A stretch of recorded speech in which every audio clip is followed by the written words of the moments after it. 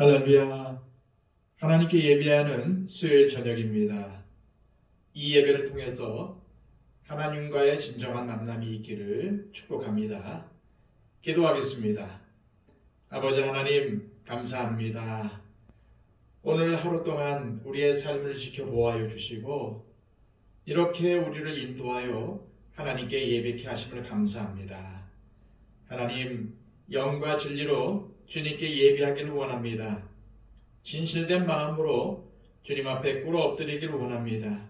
우리가 예배하는 이 자리에 강림하여 주셔서 우리의 예배를 받아주시고 우리의 마음속에 기쁨과 감사가 회복되게 하여 주시옵소서. 아버지 하나님으로 인해 기뻐하며 주님께서 우리에게 주신 은혜로 인하여 감사하는 삶을 살아갈 수 있도록 인도하여 주시옵소서.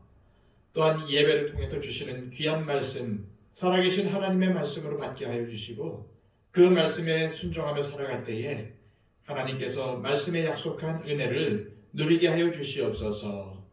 이 예배의 시종을 주님께 의탁하오며 예수 그리스도의 이름으로 기도하옵나이다. 아멘.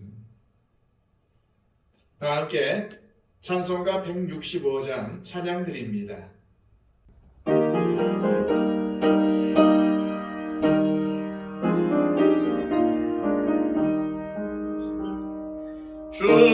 주님께 영광, 다시 사신 주, 사망 권세 모두 이기시었네. 흰옷 입은 천사 돌을 옮겼고 누우셨던 곳은 비어 있었네. 주님께 영광, 다시 사신 주, 사망 권세 모두 이기시었네. 부활의 주님 나타나시사 두려움과 의심 물리치셨네. 주의 교회 기뻐 찬송하여라. 다시 사신 주님 죽음 이겼네. 주님께 영광, 다시 사신 주, 사망 권세 모두 이기시었네. 생명의 임금, 영광의 주님, 주님 없는 삶은 헛될 뿐이라. 주의 사랑으로 세상 이기고 요단 건너 본향 가게 하소서. 주님께 영광, 다시 사신 주, 사망 권세 모두 이기시었네. 찬송 하나 더 부르겠습니다. 찬송가 439장입니다.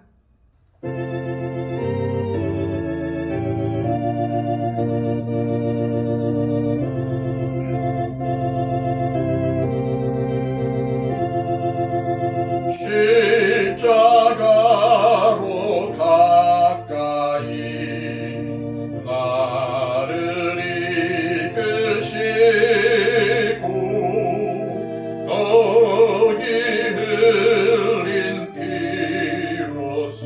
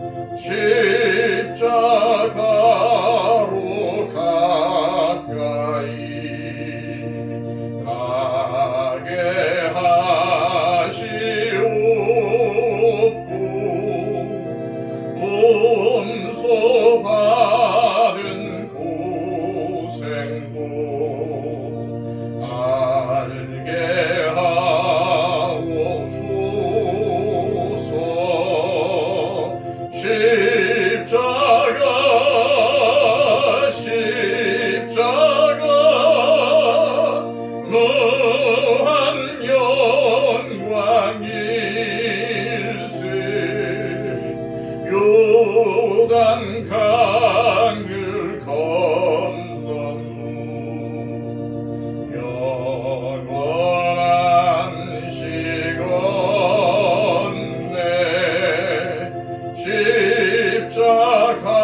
십자가에 가까이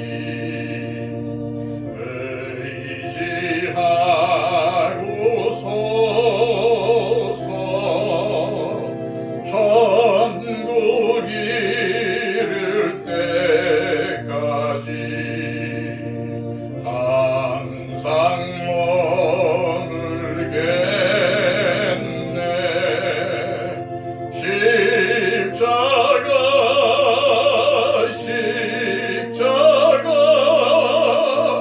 노한 영광일세. 요단 강을 건넌 후 영원한 시건대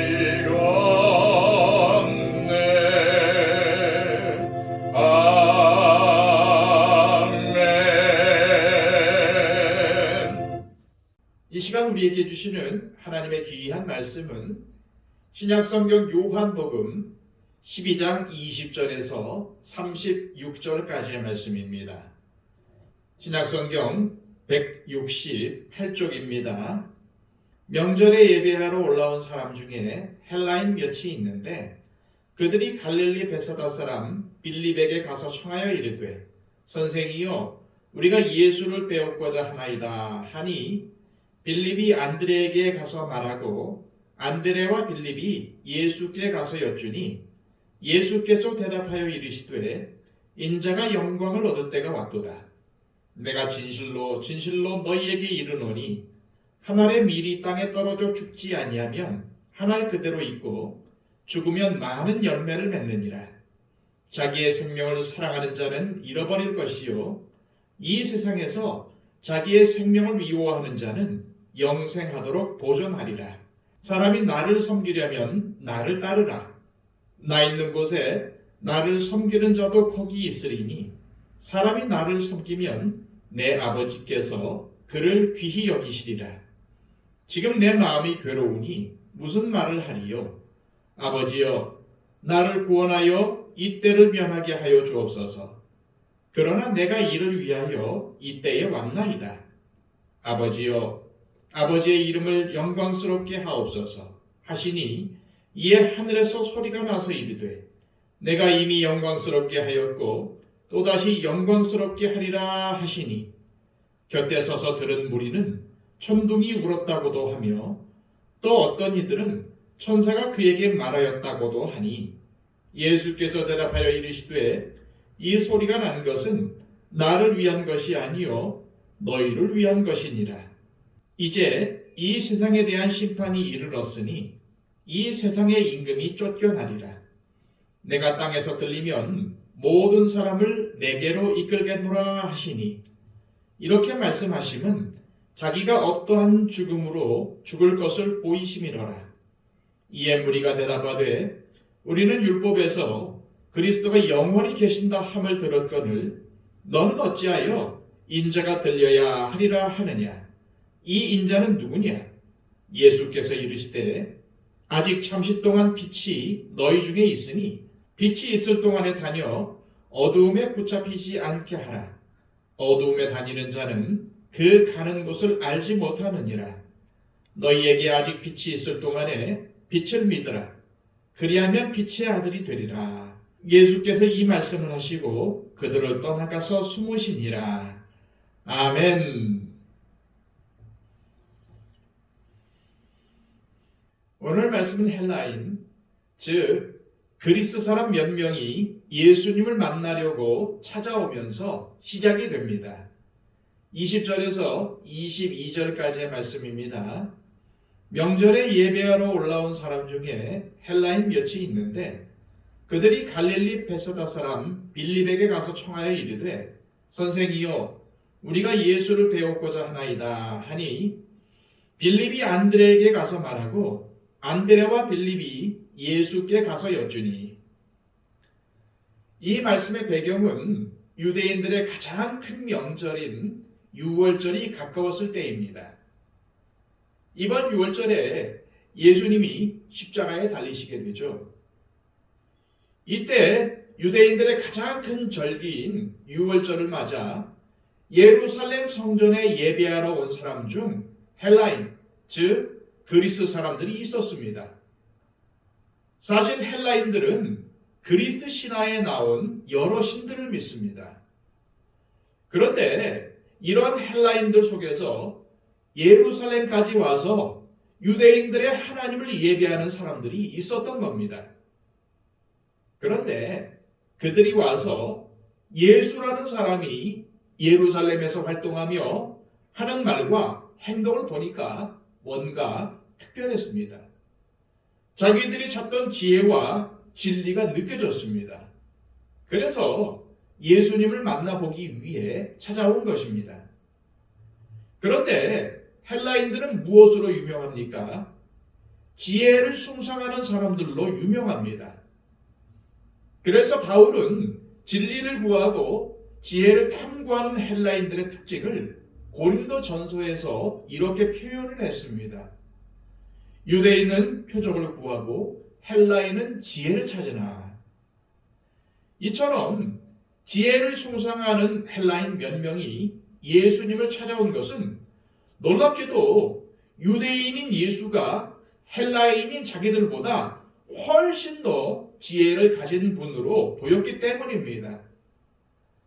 그래서 예수님으로부터 지혜를 배우려고 이들이 예수님을 찾아온 것입니다.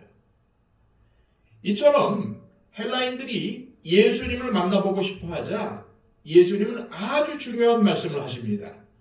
23절에서 24절까지의 말씀입니다. 예수께서 대답하여 이르시되 인자가 영광을 얻을 때가 왔도다. 내가 진실로 진실로 너희에게 이르노니 한 알의 밀이 땅에 떨어져 죽지 아니하면 한 알 그대로 있고 죽으면 많은 열매를 맺느니라. 여기서 이 한 알의 밀이 누구를 가리킵니까? 바로 예수님 자신입니다. 그리고 땅에 떨어져 죽는다는 것은 당연히 십자가의 죽음을 의미합니다. 결국 예수님은 이 땅에 죽으러 오셨다는 것을 말씀하신 것입니다. 23절을 보시면은 헬라인들이 자신을 만나러 온 것을 보신 예수님은 인자가 영광을 얻을 때가 왔도다 라고 하셨습니다. 예수님이 이 말씀을 하셨을 때 제자들은 무슨 생각을 했을까요? 예수님의 제자들은 믿음이 신실해서 예수님을 여기까지 따라온 것이 아닙니다. 그들은 지금까지도 예수님께서 왕이 되시면 자기가 그 다음 이인자가 되겠다고 하는 생각으로 서로 치열한 싸움을 벌이고 있습니다. 그런데 인자가 영광을 얻을 때가 왔다라고 하시니까 드디어 저 로마를 물리치고 왕이 되실 때가 되었나 보다라고 생각을 했을 것입니다. 그리고 바로 직전에 어떤 사건이 있었습니까? 죽은 나사로를 살리신 사건이 있었습니다. 죽은 지 나흘이나 된 사람도 살리시는 분이시라면 당연히 저 로마 군인들을 물리치시고 왕이 되실 것이다 라고 믿는 것이 당연하지 않겠습니까? 그러나 예수님은 한 알의 밀이 땅에 떨어져 죽는 것을 이야기하십니다.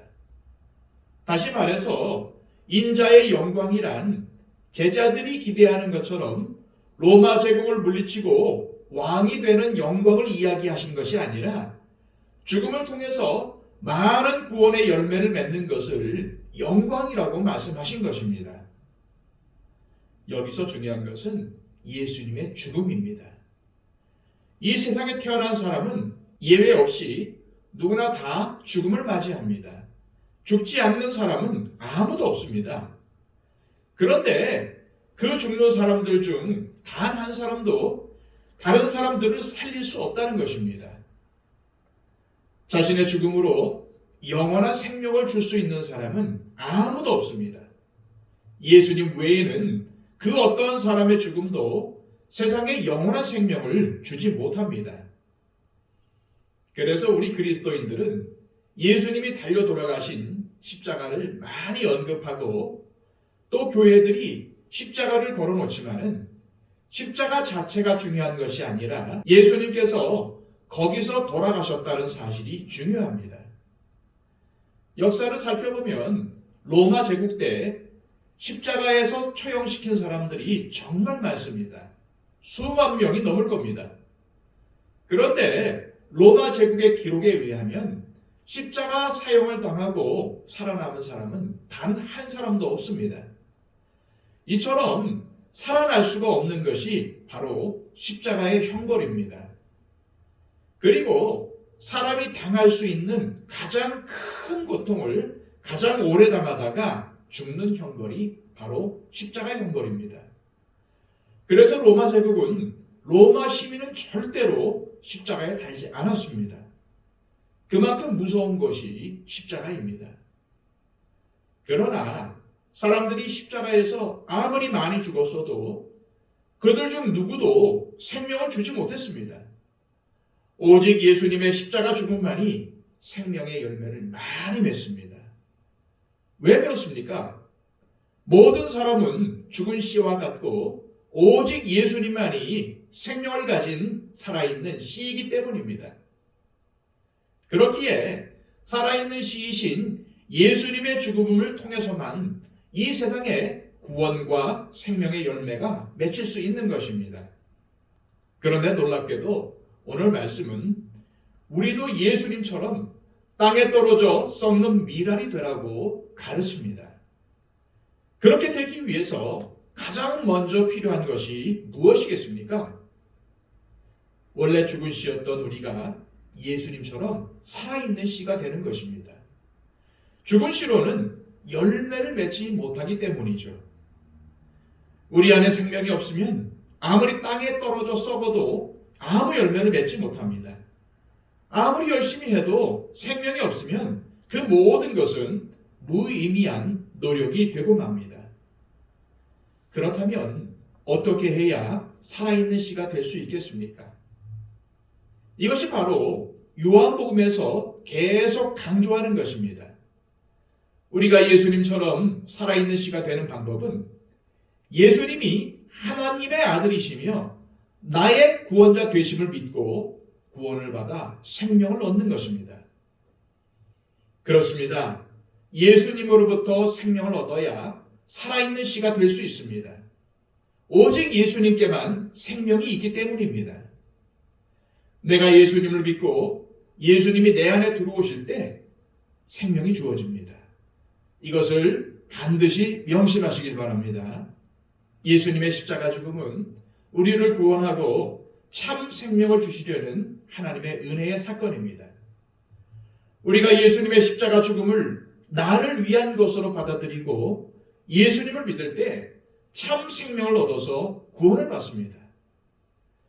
그래서 이 세상에서도 천국 백성으로 살아가게 되고 이 세상을 떠날 때엔 저 영원한 천국으로 들어가게 되는 것입니다. 예수님을 구주로 믿고 생명을 얻어서 살아있는 씨가 되었다면 그 다음은 어떻게 해야 할까요? 그 씨가 땅에 떨어져야만 합니다. 26절입니다. 사람이 나를 섬기려면 나를 따르라. 나 있는 곳에 나를 섬기는 자도 거기 있으리니 사람이 나를 섬기면 내 아버지께서 그를 귀히 여기시리라. 예수님을 믿고 생명을 얻은 사람은 예수님을 따르게 되고 또 예수님을 따르다 섬기다 보면은 예수님께서 계신 곳에 있게 된다는 말입니다. 그런데 예수님이 어떻게 하셨습니까? 하늘 보좌를 버리시고 땅으로 내려오셨습니다. 예수님은 원래 하나님의 아들이신데 그 영광의 보좌를 버리고 낮고 천한 이 땅에 오셔서 수치와 고난을 받으셨습니다. 그리고 이 땅에 계시는 동안에 병든 자, 거지, 창녀, 죄인들에게 사랑을 베푸시면서 하나님의 말씀, 즉 천국 복음을 전하셨습니다. 그렇다면 예수님을 따라 땅에 떨어지라는 것은 무슨 의미이겠습니까? 그것은 생명을 모르는 사람들, 특히 어려움을 당한 사람들에게 가라는 것입니다. 그리고 그들을 섬기라는 것입니다. 물론 하나님께서 우리 각자에게 주신 사명이 다 다릅니다. 그래서 우리 각자가 갈 곳이 다 다를 수 있습니다. 하지만 분명한 것은 땅에 떨어진다는 것이 결코 나 중심이 아니고 내가 편한 곳으로 가는 것이 아니라는 사실입니다. 내가 좋아하는 사람, 나를 좋아해 주는 사람, 나에게 편한 사람, 내 취향에 맞는 사람에게만 가는 것이 아닙니다. 그렇게라도 하면 안 하는 것보다는 낫겠지만 그것은 예수님을 따르는 삶이 아닙니다. 오히려 가기 힘든 곳, 대하기 힘든 사람, 까칠한 사람, 불편한 사람, 톡톡 쏘는 사람, 멀리하고 싶은 사람에게 가야 합니다. 왜냐하면 주님이 그 사람을 사랑하시기 때문에 그 사람을 위해서도 예수님이 돌아가셨기 때문에 가야만 합니다. 내 마음에는 안 들지만은 주님이 원하시니까 가야 합니다. 왜 그런 곳에 또 그런 사람들에게 가야 합니까? 그들에게 예수님의 생명이 없기 때문입니다. 그런데 그곳에 그 사람에게 가서 보면 바로 거기에 주님께서 계신 것을 발견하게 된다는 것입니다. 예수님께서 가지셨던 사랑의 마음을 가지게 되면 고통당하는 사람, 멸망으로 가는 사람을 볼 때에 어떠한 마음이 들겠습니까? 안타까운 마음이 들고 어떻게든 저 사람들에게도 이 생명의 복음을 전해야 되겠다. 저 사람들도 이것을 알아야 하는데 이러한 마음이 들고 전하려 할 것입니다. 이전에도 그랬지만은 요즘도 IQ, 즉 지능지수를 많이 따집니다. 그런데 21세기가 되면서 지능지수보다는 감성지수, 즉 EQ가 더 중요하다고 말을 합니다. 그런데 우리 그리스도인들에게 중요한 것은 IQ도 아니고 EQ도 아니고 CQ, 즉 연민지수입니다. 얼마나 다른 사람들을 향해 안타까운 마음, 불쌍히 여기는 긍휼의 마음, 하나님과 같은 그런 마음을 가지냐는 것입니다.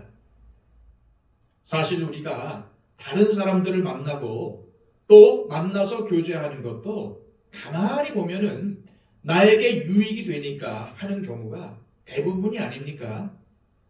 하지만 우리가 세상에서 고통받는 사람들, 생명이 없이 살아가는 사람들을 보면서 그들을 마음에 품고 먼저 기도하며 더 나아가 그들을 사랑하며 섬길 때 예수님을 따라서 이 땅에 떨어지는 하늘의 밀이 될 수 있다는 사실을 기억하시길 바랍니다.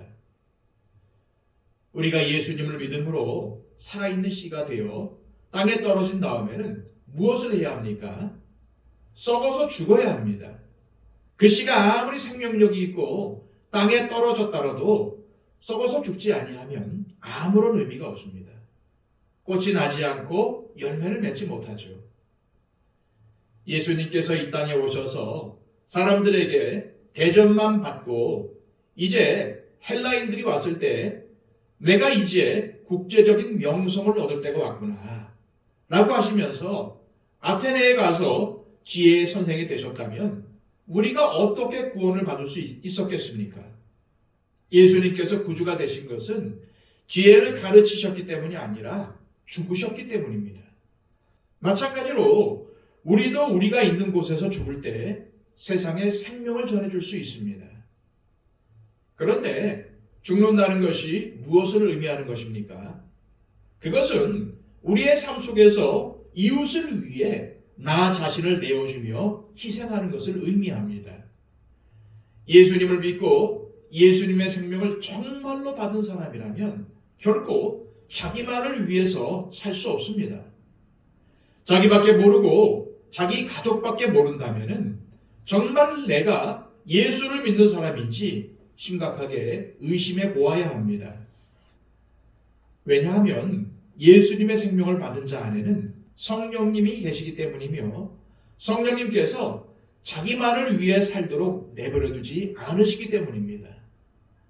오히려 다른 사람의 유익을 위해서 할 것이 없는지, 갈 데가 없는지 찾게 하십니다. 바로 이렇게 나만을 위한 삶이 아니라 다른 사람들을 돌아보고 특히 주님을 모르고 생명이 없는 사람들을 향한 안타까운 마음, 애틋한 마음으로 기도하며 섬기는 삶이 바로 예수님을 주인으로 모시고 사는 삶입니다. 만약 예수님을 믿기는 믿는데 자기만을 위해 살고 있다면 아직 죽은 것이 아닙니다. 자기가 여전히 주인으로 사는 것은 아직 죽은 것이 아닙니다. 또한 죽은 사람은 말이 없습니다. 그런데 자기 주장을 내세우고 자기 고집만을 내세운다면 아직 죽은 것이 아닙니다. 죽은 사람은 예수님처럼 다른 사람들을 위해서 희생하게 됩니다. 사실 죽는다는 것은 자기의 가장 귀한 생명을 내놓는다는 것인데, 그래서 진정한 희생은 나의 가장 귀한 것까지 아낌없이 내어주는 것입니다.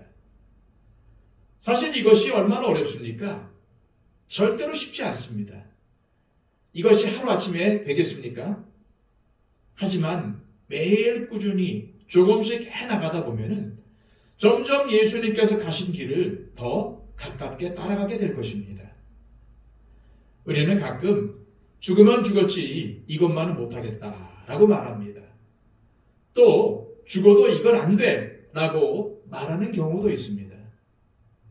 그런데 그 일이 주님께서 정말 원하시는 것이라면 어떻게 하시겠습니까?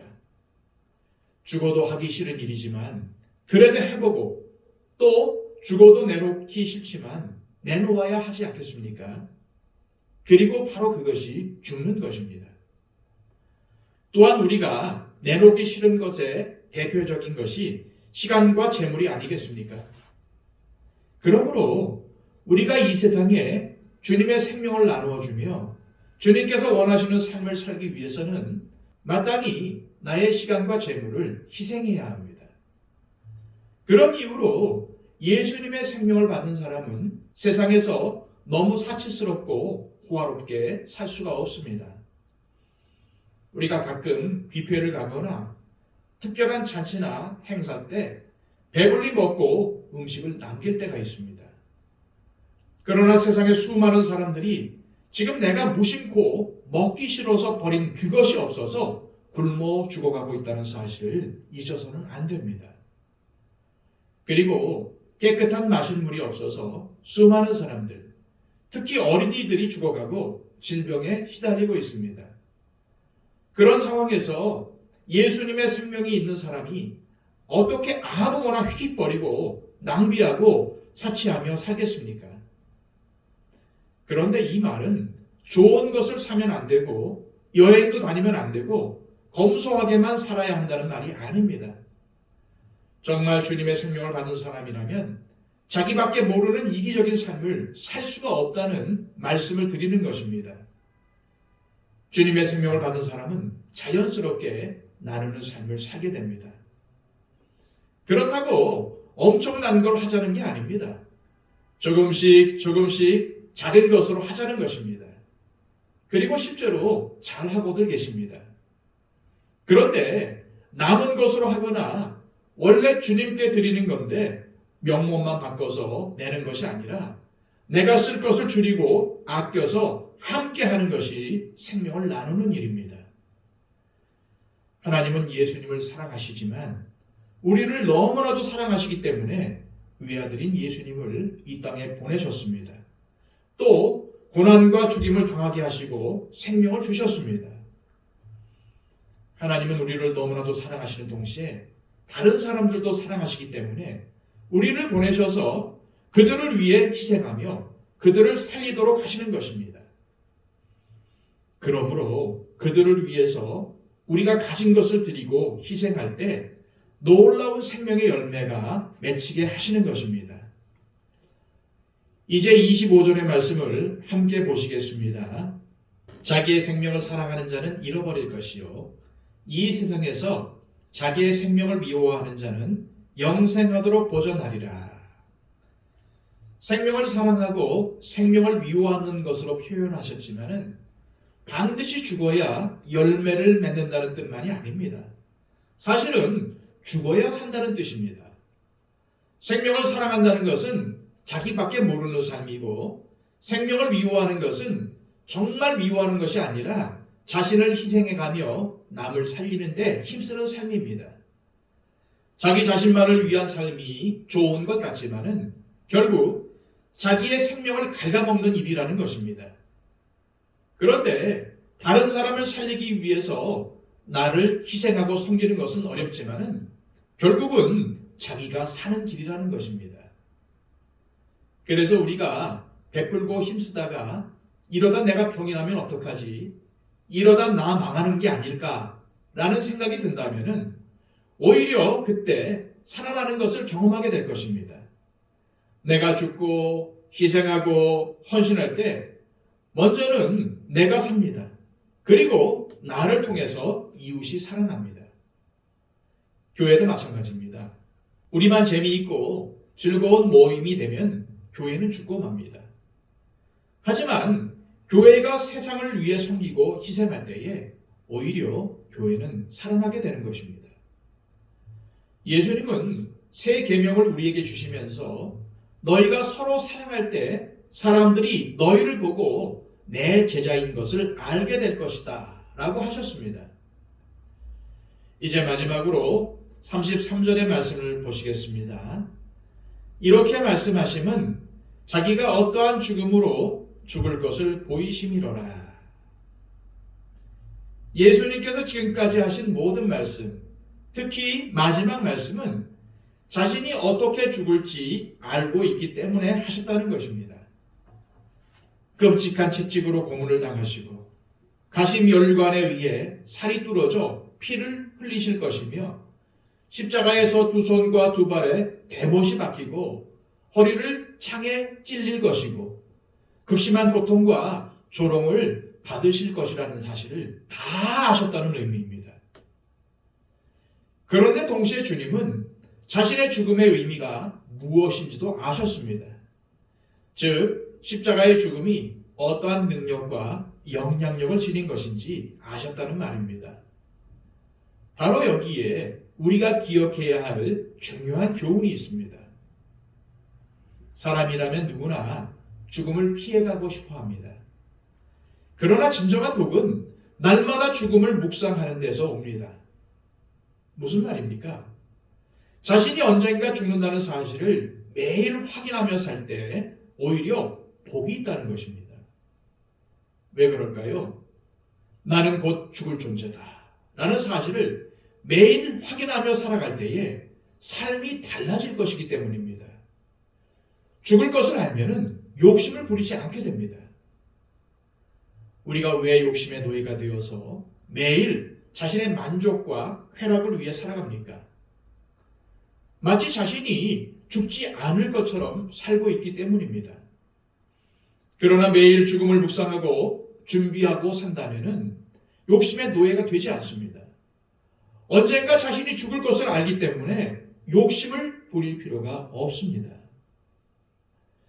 2001년 9.11 테러 당시 비행기에 타고 있던 사람들이나 세계무역센터 건물에 갇혀있던 사람들이 가족들과 통화한 내용이 알려지지 않았습니까? 그때 그 사람들 중에서 내가 돈을 더 벌었어야 했는데, 고급 음식을 배 터지게 먹었어야 했는데, 내가 미워하던 사람에게 원수를 갚았어야 했는데, 내가 더 높은 자리에 오르고 성공했어야 했는데 라며 아쉬워한 사람은 단 한 사람도 없습니다. 모든 사람이 가족들에게 사랑한다, 미안하다, 고맙다 라는 그러한 말만을 남겼습니다. 왜 그렇습니까? 이제 곧 죽을 것을 알고 있었기 때문이었습니다. 이처럼 자신이 죽을 것을 알면 욕망에서 벗어날 수 있습니다. 욕심을 부리지 않게 됩니다. 그런데 자신은 마치 죽지 않을 것처럼 살기 때문에 여러 가지 문제가 일어나는 것입니다. 자신이 언제가 죽는다는 것을 잊고 사니까 욕심을 부리며 사는 것입니다. 돈에 대한 욕심, 성공에 대한 욕심, 명예에 대한 욕심, 성적 쾌락에 대한 욕심, 이런 것들은 죽을 것을 망각하고 사는 데서 오는 것입니다. 예수님은 십자가의 죽음을 날마다 묵상하며 사셨습니다. 그리고 제자들에게 나의 죽음의 의미는 이런 것이다 라고 설명해 주셨습니다. 그럼에도 불구하고 예수님은 비탄에 빠지거나 우울해하지 않으셨습니다. 이미 죽음을 이기고 승리하셨기 때문입니다. 우리가 죽음을 묵상하지 않고 준비하지 않으며 죽지 않으려고 발버둥 치니까 문제입니다. 죽음을 묵상하면서 준비하며 사는 것을 두려워하지 말아야 합니다. 죽음을 묵상하면 오히려 죽음을 뛰어넘게 됩니다. 그리고 욕심의 노예가 되지 않고 담대하게 살아갈 수 있게 됩니다. 우리 중에서 이 땅에서 영원히 살 사람은 하나도 없습니다. 언젠가는 죽어서 이 땅을 떠납니다. 그런데 왜 욕심을 부리겠습니까?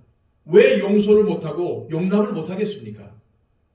죽는 것을 알면서도 사실은 죽음을 준비하지 않고 있기 때문에 욕심을 부리고 용서하지 못하고 사랑하지 못하고 섬기지 못하는 것이 아니겠습니까? 그러므로 우리는 죽음을 준비하며 살기 위해 자기 자신도 애를 쓰고 또 서로 도와야 합니다. 그리고 날마다 나는 이 땅에서 주님께서 주신 사명을 이루기 위해 최선을 다하다가 이것을 떠나 죽을 때는 훨씬 더 좋은 하나님 나라에 들어간다. 이러한 확신 속에서 살아야 합니다. 언젠가 우리 모두는 죽습니다. 저도 죽고 여러분들도 죽습니다. 제 부모님도, 제 아내도, 제 자녀들도 언젠가는 죽습니다. 하지만 우리가 죽기 때문에 시간과 에너지를 집중하여 이 땅에서 더 의미 있게 살 수 있습니다. 우리가 죽기 때문에 하나님께서 우리를 이 땅에 보내신 목적을 이루어드리며 영원한 가치를 지닌 인생을 살 수 있습니다. 그러므로 매일 죽음을 묵상하는 것은 결코 나쁜 일이 아닙니다. 오히려 그것은 우리로 하여금 영원한 가치를 위해 살게 만들어주는 길이 됩니다. 예수님께서 그러셨던 것처럼 말입니다. 기도하겠습니다. 하나님 아버지, 오늘 말씀을 통해 예수님의 십자가 죽음을 묵상하게 하시며 예수님의 죽음이 우리에게 어떤 의미가 있는지 알게 하심을 감사합니다. 예수님은 자신의 죽음을 늘 묵상하며 사셨고 자신의 죽음을 하늘의 밀이 땅에 떨어져 죽는 것으로 표현하셨습니다. 실제로 주님은 십자가의 죽음을 통하여 많은 생명을 구원하셨고 많은 사람에게 영생을 주셨습니다. 우리도 주님을 따라 하늘의 밀이 되어 땅에 떨어져 낮아지게 하시고 썩어져 다른 사람들을 섬기게 하옵소서. 또한 우리에게 곧 죽음이 있음을 깨닫고 영원한 가치를 위해 살아가게 하옵소서. 예수 그리스도의 이름으로 기도하옵나이다. 아멘.